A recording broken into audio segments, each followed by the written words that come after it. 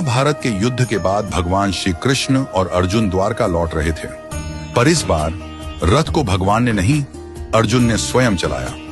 द्वारका पहुंचते पहुंचते अर्जुन अत्यंत थक चुके थे।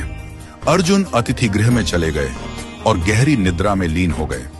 शाम का समय हुआ, रसोई में सुगंधित व्यंजन परोसे जा चुके थे।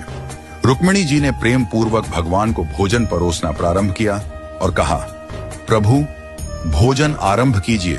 भगवान श्री कृष्ण बोले, रुक्मिणी, हमारे घर में अतिथि आए हुए हैं, हम अतिथि के बिना अन्न का एक कौर भी ग्रहण नहीं कर सकते।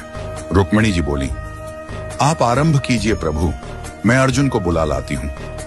रुक्मिणी जी जब अतिथि भवन पहुंची तो देखा अर्जुन गहरी निद्रा में थे, किंतु वह निद्रा भी साधारण नहीं थी। उनके रोम रोम से कृष्ण कृष्ण की ध्वनि प्रस्फुटित हो रही थी।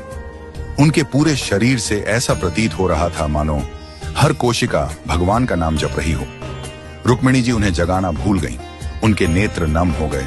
वह वहीं खड़ी हो गईं और मंद मंद स्वर में ताली बजाने लगी, जैसे किसी हरि कथा में प्रेम से भीगी भक्तिन हो।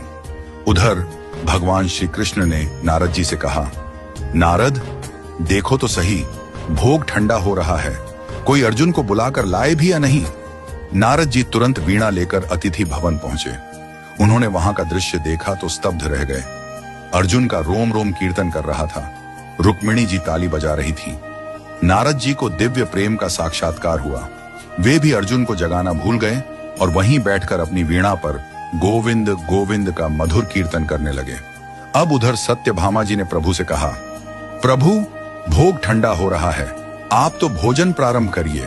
भगवान बोले, हम अतिथि के बिना अन्न ग्रहण नहीं करते, अब तुम ही जाकर देखो क्या हो रहा है। सत्यभामा जी वहां पहुंची और वहां का दृश्य देखकर मोहित हो गईं। एक ओर अर्जुन का निष्कलंक भक्ति रस, दूसरी ओर रुक्मिणी जी की तालियां, तीसरी ओर नारद की वीणा, तो सत्यभामा जी भी नृत्य करने लगी। उनका मन उस भाव में इतना डूब गया कि वह भी अर्जुन को जगाना भूल गई। उधर भगवान बोले, सब कहते हैं भोग ठंडा हो रहा है, पर कोई हमें बुलाने वाला नहीं। लगता है मुझे स्वयं चलकर देखना पड़ेगा कि वहां ऐसा क्या हो रहा है जिसमें सब हमें ही भूल गए हैं। भगवान श्री कृष्ण वहां पहुंचे और जो दृश्य देखा वह अद्भुत था। भगवान के नेत्र सजल हो गए, प्रेम के अश्रु उनके नेत्रों से बहने लगे। उन्होंने धीरे से आगे बढ़कर अर्जुन के चरणों को अपने कर्कमलों से दबाना शुरू किया।